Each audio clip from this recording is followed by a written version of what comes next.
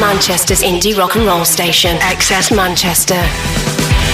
The XS Manchester long player, an iconic album in full with Jim Salveson. XS Manchester. You're right, this is the... What's that? You're right, this is the XS long player. I'm Jim, and this is another podcast delving into the backstory behind a classic album. Today, it is the debut album from Everything Everything, the brilliant, challenging, exciting and hugely original debut, Man Alive. Released in 2010, it's currently getting a bit of a reissue to mark its 10th anniversary in 2023.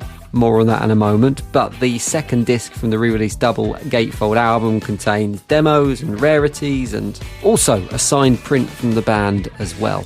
It was an absolute joy rediscovering this album and talking through it with Jonathan Higgs and Jeremy Pritchard from the band, who picked out some of their favourite moments and their thinking behind its creation. As always, links to the full album in the podcast description if you want to go and rediscover it, and I recommend you do. But let's get stuck in. Everything Everything, Man Alive is the focus of this XS long player. How you doing, boys? Good. Really good to see you. 10th anniversary re-release at the moment of Man Alive, which the more observant people will spot that I just said it was released in 2010 and it's 2023. Yeah, that's because of COVID, really.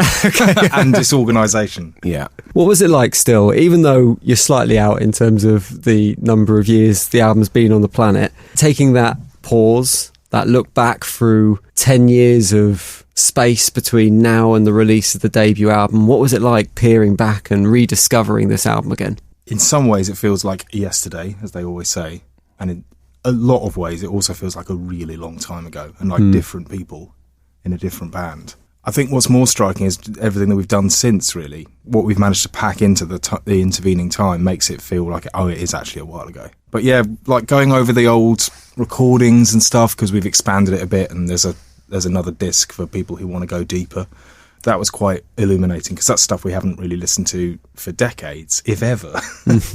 Does it feel quite fresh still, looking back and kind of hearing that stuff again when you listen to it? Does it kind of transport you instantly back to those early days of the band and being in the studio? Yeah, I think so. I think the decisions we made then were pretty weird in a lot of places, and they still sound quite weird. Yeah. At the time, I can remember kind of going, why not? Whereas now we kind of go, why? yeah, that's true. There was maybe more abandon. Yeah, and I still don't know who made that record. You know, it wasn't me, it wasn't us. It was those guys back then, and they had lots of ambition with what they were doing. And innocence. That particular record. Did that lack of regard for the rules, if you want to call it that kind of like, let's just do this because we can do it, does that benefit the record, do you feel? Oh, definitely, yeah. I think we took loads of risks and it set us up to make them again, you know. Yeah. It wouldn't surprise people if we wanted to do various things coming off the back of Man Alive. We didn't shut ourselves into any particular corner, apart from these guys are a little bit weird. I suppose that's the corner we're going to operate in anyway. Yeah, we always used to say that it kind of gave us, certainly when we started making and releasing subsequent albums, we used to say that Man Alive had given us like 12 different directions to go in, and that we didn't really choose any of them. So yeah, we set out our stall in a certain way, as John says, as a sort of unusual and ambitious proposition, but also you can only make your first album once, and after that you kind of lose a certain innocence. You become inevitably more cynical of the whole process, that whole 2-3 year period that you will be living with that record, and the different ways in which your relationships with the songs change. Yeah. You know, the writing stage, the demo stage, the recording stage, the touring stage, the distance from them 3, 4, 5, 13 years in. You know, I haven't heard the record that recently, but I had to listen to the test pressings when they came through a few weeks ago, and that was the first time I'd listened to it in a few years. And I do like how kind of jagged it sounds. It's not very streamlined, and I think that does keep it quite fresh and quite youthful sounding. I think you've said before as a band that you find it really hard to be satisfied with a song through the creative process. You're like, almost like you're never quite happy with it, but you get to a point where finally you've just got to go, that's enough. Does that make it more difficult to go back and listen to stuff that maybe happened 10 years ago when you developed as artists and musicians?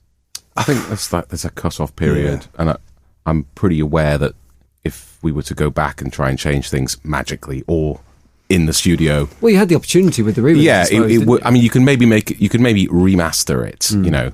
Yeah. But I wouldn't want to mess with it. No, you can't go I wouldn't rewriting want history. to, you know, I wouldn't even want a different mix of it. I Right. want it to be maybe slightly mastered or something. Because it was actually made at the height of the loudness wars, wasn't it? We were talking about the shape of the audio files the other day because we had to go through them. And they're just what we call a Cumberland sausage, where there's just very little dynamic going on. Everything is blasting out. Which we wanted at the time. That was very much the sound. Yeah. And you wouldn't really tell. It's not like it's detrimental, but that would be the type of thing maybe we would look at again if we were doing this in the 50-year mark or something. I don't know. But again, you know, we probably wouldn't. you make your bed Yeah. and you stick by it, which is not the phrase, but you know what I mean. But if that was kind of if that was the sound of the time as well, it's important that a record fits into kind of like Why the would we history of put this music. out now with like, it doesn't make any sense when people go back and change things. Yeah, there are certain examples, aren't there, of people re-recording early material with the sort of knowledge they've accrued subsequently, and that it's always ghastly. No one ever likes it as No. much as the original. No, do They don't. It's like No. you know, remaking films and rebooting characters and all that stuff. It's never the same and it's never as good. Yeah. Going back to the early days of making the album and those early days in the studio, now I understand that quite a lot of this record kind of existed in some form before you went into the studio, and some of the tracks are kind of remixes of demos and some of them existed in demo form. Did that make the whole process of going in and the speed as well of recording, did that benefit that? It did, in as much as when we sort of went to do the album session proper, we probably had a few things that were at least 90% in the can already, like Mike He's Your Boyfriend we'd done, and we didn't really want to do anything with that except maybe mix it. And NASA Is On Your Side we'd done in the same session with the same producer, David Costin, who ended up making the album. So we kind of started the album session with him without realising, really, because we wanted to make a single with him, and that was a good relationship, and we carried on, and he definitely had vision for the band and for the album that was new to us. So we wanted to make the record with him. And it gave us a certain confidence, I guess, that we had those songs already there, and we just wanted to embellish songs we'd been touring for a couple of years in some cases, and in a few cases were quite new, brand new. Alex only joined the band about 3 or 4 months before we went in to record this album. So we wrote things like Final Form and Leave the Engine Room and Schooling with him. But the rest of it was sort of already lying around in bits. And where were those demos put together? Because I guess this was kind of, I mean, we're in a period now where you can record something in a basement in your house and kind of get a very good quality product. I guess this is kind of the beginning of that journey from a technology point of view. So were these bedroom demos, were they done in? Some of them were, Yep. And a lot of the sounds we kept as well. A lot of the really nasty soft synths came from... like the harpsichord in Two for Nero, that just Yeah. very false sounding harpsichord that we, I guess at the back of our minds, we assumed we would swap out for a nice real one or something else. And then it got to the big studio and the producer David said, no, that's absolutely, we're not changing that. Yeah. That's what's great about this. And there's quite a few examples like that where we just done slightly amateurish things or just placeholder sounds, you know, or sounds you just wouldn't use. Yeah. And those ended up on the record because that's how they were created and our producer liked it. One of the things that I picked up on listening back to this record, and I'm shamefaced that I didn't hear this in any way previously, which probably says more about me than it says about the record, is the very obvious Surface Radiohead influence that kind of runs through the whole thing. Weirdly, I think it kind of sounds like the stuff that Radiohead went on to make rather than the stuff that maybe Radiohead had made at the time, which is quite strange, like you were predicting their quite future. the compliment. Slightly. Yeah. But They copied us. You know. what else was kind of like on the inspiration? What were you guys listening to that was going into this record in the early stages of this album's genesis and in formative years of the band as well? It was so broad, always was, and especially at that time, and I think maybe this is the record that best reflects the kind of full breadth of our influences, because we were all like 23, 24, and determined to show all the records we owned in our own album and everything we listened to, but also equally not make it too much of a sort of overwhelming smorgasbord, try and filter it through our own sensibility. And we'd all kind of come from 4 different corners, but had the sort of same common experience in the middle, which was, you know, the 90s rock stuff. You've mentioned Radiohead and Nirvana and a lot of hip-hop from that period as well. But Mike was like a jazz guy. He was like a champion jazz drummer. Was like the best teenage drummer in the country or something in the 2000s. And then he'd been to study jazz drums in America for a year. And Alex was kind of wunderkinder guitar player who we knew from another band and then joined our band. And he introduced us to a lot of like krautrock and prog that he was really into at that point, which he never talks about now because he moves so fast. Right. And me and John have been like kind of flirting with math rock, but also like American R&B, like Destiny's Child. And we thought all of that stuff was great, and we wanted to be able to present it side by side. And we did, I think, quite successfully on this album. It sounds like you almost came at it from I guess not all musicians work in this way. You almost came at it from an academic point of view in terms of kind of like a love of music in its entirety rather than necessarily taking inspiration from one particular album. Yeah. Or one particular I think it just genre. it naturally happens when a band, full stop, playing guitars and drums, trying to emulate something which doesn't come from a band, like, R. Kelly or something. Well, maybe that does, but something that just isn't indie rock, and you put it through that lens, it comes out in a way you haven't predicted, right. and people aren't always sure how you got there. When really, some of it's just, this is what Destiny's Child would sound like if a band played it, and it was being sung by four lads that aren't very good at singing, shouting it and listening to the Futureheads with the other ear, know, and it's not that much of a crazy mixture when you put it through that lens, I think. Was there ever an intention to make something that couldn't be pigeonholed, that someone couldn't go? Always, yeah. You that want was to sort kind of define the only raison d'etre, really. And you're really bloody-minded when you're that age, and you're as defined by the things you don't like as much as by the things you do like. We didn't like a lot of things. We didn't like a lot of things. And we'd come off the kind of mid to late 2000s period where guitar music had got quite kind of stale and formulaic. It had been really exciting at the beginning of that decade, and it was starting to get exciting at the end of it again. And we were quite encouraged by stuff like Klaxons and I guess Folds as well, like hearing them on the radio and thinking there are some more high ideals here in terms of the music, but also the lyrics as well. Got a bit smarter, and people were doing the work for us before that a little bit. But yeah, I remember one of our first ever gigs at Night and Day. We were supporting a band from Canada called Stars, I think, and their singer was really nice, and we went out with them after the show to Matt and Fred's, and he was like, "You guys are like Fugazi, but Bone Thugs and Harmony," and we were so pleased with that combination. Yeah, it's like the two. You'd never put those two groups in the same sentence, but we were really pleased that we'd inspired that idea. Was part of that wanted to do something different, down to the expectation that as a, let's say, rock band coming from Manchester, you should be some kind of derivative of Oasis, or in your case, that was still hanging around. Yeah. And in your case, like, you've got synth, so it's like, all right, you're New Order. In that case, it was definitely in our minds, but also we're not really from Manchester. No. Like, I'm from Newcastle Way, and so's our drummer Mike.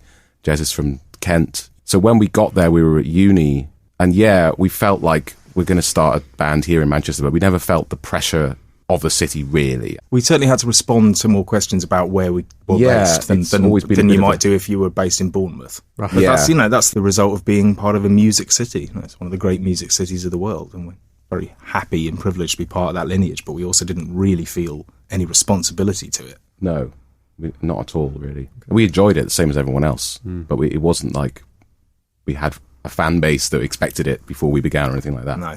I think one of the most defining features of this record is your vocals, Jonathan. Not just for that falsetto style, but also for the speed of the delivery of the lyrics in many of the songs. Do you remember when that became your style of singing? Was it just that felt like how these songs needed to be delivered? Well, or it's what Craig David was doing. Right. It's what Beyonce was doing in Destiny's Child. It was what R. Kelly was doing. It's what these people were doing. It's what the Charlatans, for example, were not doing. Right. It's what the Libertines were not doing. And it was far more interesting to me. And I thought, there's no reason why I can't do this in an indie band. Yeah, I've always wanted to be able to perform hip-hop, but it's always felt like I'm in a bit of an inauthentic place to do it. I mean, I think a lot of that's changed now. But there's still there's one step between rapping and singing, and I like to sort of hover around there. And yeah, singing fast is one of those things. And when you do it in a falsetto, it does have a particular sound. But the more I did it, the more I found I was quite good at it, and the better I got at it. So it was just very easy to slip into. It wasn't really a deliberate thing. I'm going to do this. I'm going to be the guy that goes fast and high. I was trying to be somebody that did that in a different genre. That must present some challenges when you're taking, in a studio setting. I can kind of understand that you get the option to do it, but that must be challenging when you take it into a live setting to be able to you'd be surprised that particular thing is not difficult. Okay. For me anyway. It's just general stamina of like singing big long full power stuff. That's the stuff that gets tricky, but really that's just like any muscle, but the type stuff has always been easy, and I can do that bit in No Reptiles, which people look at me like, oh my god, how's he doing that? I don't even think about that, and I never do. And if I have ever messed it up, it's because I probably started to think about it. It's all muscle memory, and you operate on a different plane when you're performing. I want to talk about the kind of lyrical elements of the album, because I think in this album, and probably beyond this in future albums as well, there's this theme of technology and the dark side of technology coming through. It's kind of like a musical version of Black Mirror or something like that, I guess, to a certain extent. Was that a concerns you had at the time about where technology was heading in the future? Was it kind of that was dominating your thoughts? I mean, I have a pretty dominated head a lot of the time. So yeah, that was definitely something in there. I'm trying to think I don't think we set out, or I didn't set out for Man Alive to have one big theme. It was very much scattershot. This is the experience of a young man. But yeah, there was a lot of sort of what's become a sort of trope of mine, which is a kind of warning song. There's always a few of those on every record, or that's the way a lot of the lyrics end up being, is kind of like satirically presented sort of predictions. But it is very like Black Mirror, actually. When that show came along, they used one of our songs for the trailer, and I thought, well, someone up there has noticed that we've been doing this for a while. But a lot of people do that kind of thing. That's always been my approach, is not to out and out say what I think, but to paint little pictures of how things are, how things were, how things may be, and you sort of infer from that what I think about things. But I don't think I don't like being told someone's exact opinion in art. I like to find it out for myself, or suspect things, or actually sometimes I like to be surprised when they're not what I thought they were as well. You said a line there, I forget exactly what you said, but you said you considered it the story of one man, or something along those lines. When I've listened to this record previously, I've always thought it was maybe more observational than personal. But from your point of view, are these kind of personal songs? Man Alive is hugely personal, right? To a fault in places, but to a fault. I mean, something like My Keys isn't, but something like Waits or Tin or Nero, those are perhaps the most personal songs I've ever written. But my style was much more about hiding. Then I could write a song now where I might say, I think this and I do this and I love you, the end. And everyone will go, oh, what an honest song. But it wouldn't be anywhere near as honest as something like Waits or Tin.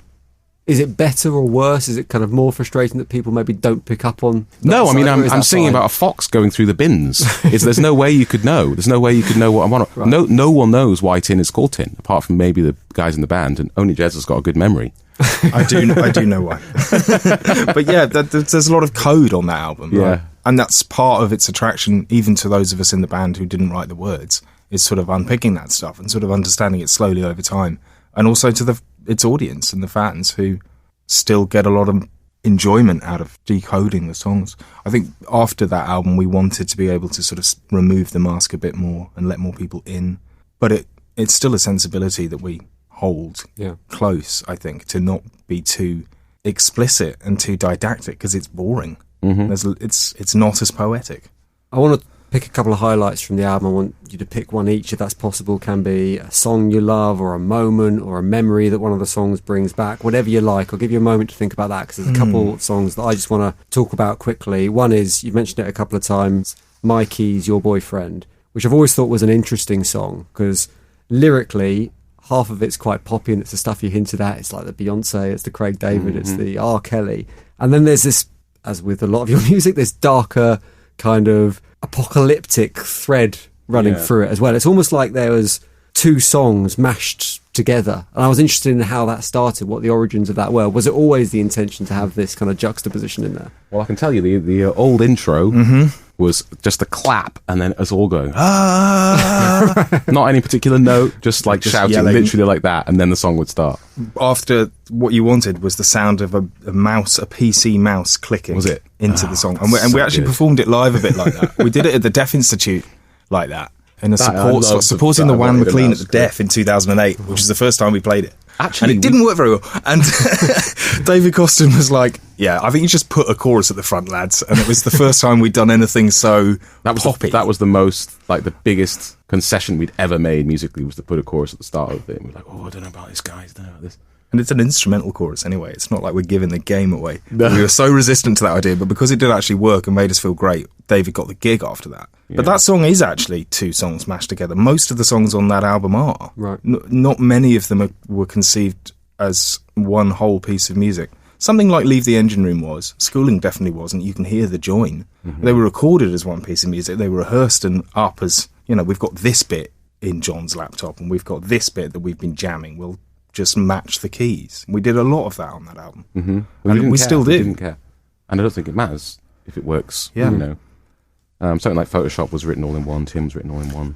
NASA is tell. clearly a song. Yeah, something like QWERTY probably wasn't. No, definitely wasn't. Nero has the song changes, here's the end Yeah, of it. exactly. Yeah. We did a lot of that. We still use this phrase "song of two halves," and we know that we can maybe lean on that a bit too much, but we established that as a thing we did, and a thing we did well quite a lot on that album. The other track I wanted to mention briefly was Schooling. Less about the track, more about what it almost gave the album, because I understand like Taj Mahal was almost the title of the album, which came from Schooling. It was really Suggested. hubristic idea, but it was the front runner for a while. Because I know you were looking for lines from songs that weren't titles of songs to become the album. I'm interested in what else was on that list. If you had Man Alive, I found the list the other day, and I can't remember any of it now. There were so many. God, I can't think of any. There were so many.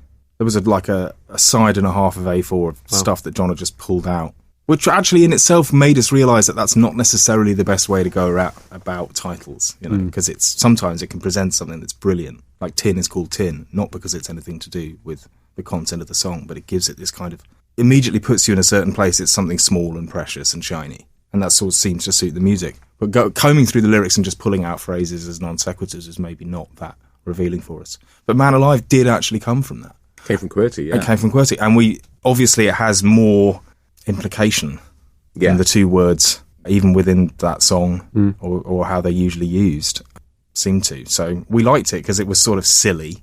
We toyed with the idea of putting an exclamation mark at the end of it, which quite quickly went Man away. Alive is such a great title that several times for other albums I've been It's thinking, come up. what's a good, and I've actually come across Man Alive again. Well, just naturally through your own organic and then processes. Go, shit, we've done that. Yeah, we did that, man. Yeah. I'm very proud of that title. I think it's really good. Yeah, and it's got a kind of cold documentary quality to it, which we liked as well. Man Alive. This is life on Earth in 2010. It was very much what we were trying to get across. I think the way we made the record as well, with sort of polar extremes in the way we recorded the album, because although we'd done a lot of demoing and a couple of sort of single sessions with David beforehand, we basically made it either in this church in the countryside in Snowdonia in Wales, a couple of hours drive from here, or on this very sterile industrial estate on like the North Circular in London. And the two extremes of vibe were sort of part of the album. Can you hear that when you listen back? I don't know if you can hear it, but I definitely...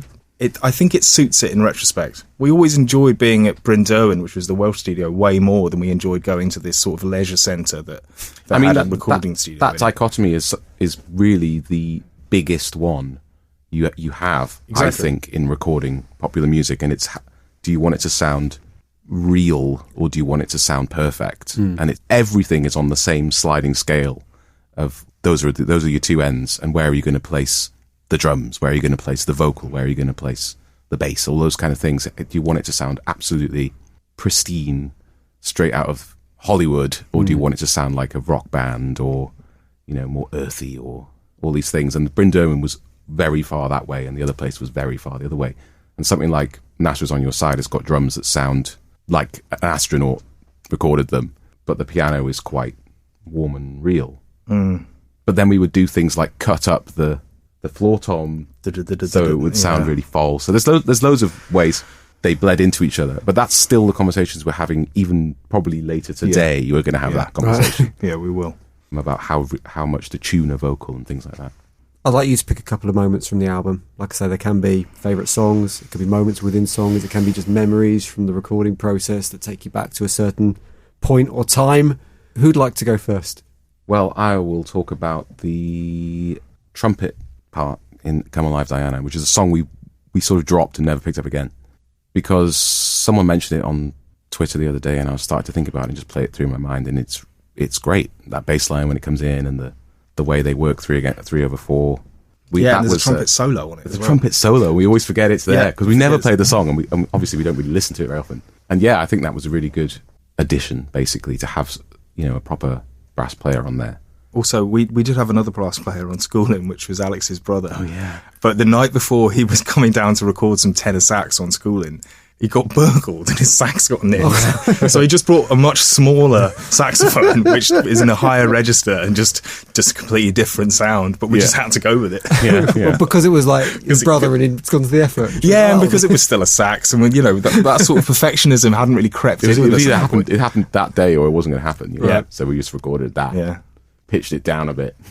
I quite often think about like the second half of Tu Finero, because we toured that song a little bit, but we didn't really have a way to play the ending, really, the whole end section, which was sort of its strength, because so much of the songs we'd worked and they were just precision tooled, and that's a real moment where it's just really, really loose. No one's got any part writing per se on it.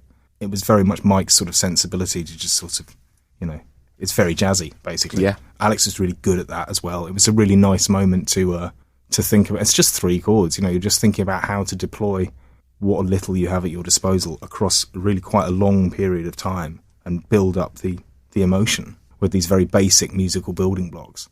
And that was a real pleasure to be part of that. What were your expectations when you were releasing that album? And I don't want us to come across in the wrong way, but it's not the kind of album that's going to sell millions of copies and go platinum and go to number 1. Mm-hmm. It's clearly an incredibly creative album.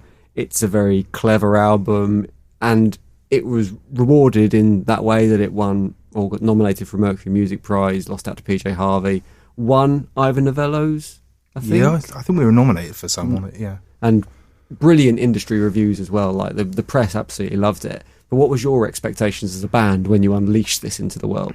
Oh, it's so hard to remember what we felt like, really. I think you're right, though. I don't think we expected it to be number 1.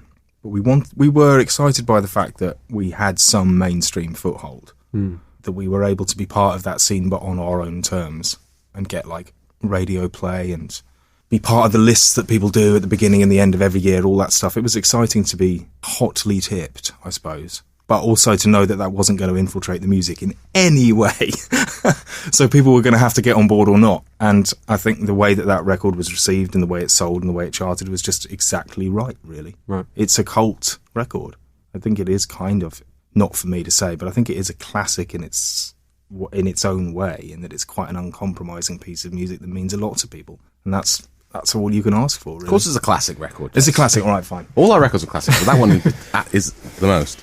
I don't think I was surprised by the lack of success or the success. I had just no expectations, I think. Yeah, that's why it did seem like everywhere we turned, people were saying this is good. We had Zane Lowe pick up our single and go nuts about it, and we were on the BBC list and all these things, and I was like, yeah, oh, well, of course. Of course that's happening. We're amazing. And then I wasn't surprised to not be number 1. There is no expectation, and there isn't any. Because when you have that much belief in yourself, I think it wouldn't have surprised me if we had been number 1. You know what I mean? I would have been like, yeah, of course we're number 1. It's just, you're kind of a weird person when you're that age, I think. And your debut album. Ask any band what they think on their debut album's day, and they're going to say something insane, probably. Yeah. I mean, we never remotely expected it to be number 1. We wanted to crack the top 20, and we did. So yeah, 17. Yeah.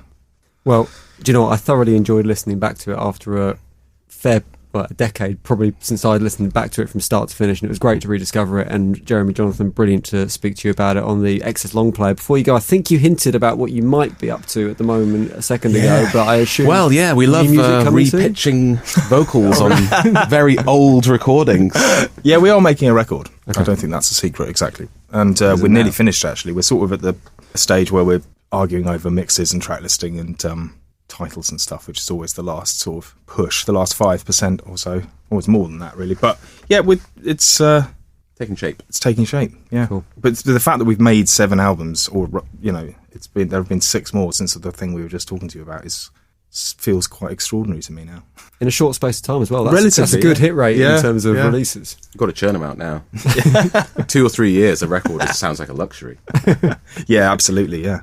Well, excited to hear it as and when it comes, but yeah, lovely to speak to you on the XS Long Player. Thank you, you too. The XS Manchester Long Player, an iconic album in full with Jim Salveson. XS Manchester.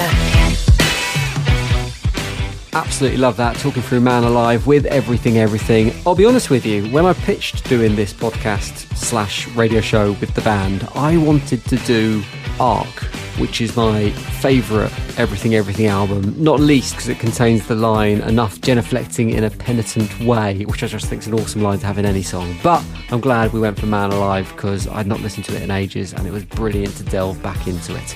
Plenty more to come from the XS Long Player, and plenty in the past as well, so make sure you're followed, make sure you're subscribed, and there will be new episodes coming very soon, and make sure you've checked out the back catalogue because loads of classic albums being discussed, no doubt some of your favourites with some of your favourite artists. The XS Manchester Long Player, an iconic album in full with Jim Salveson. XS Manchester.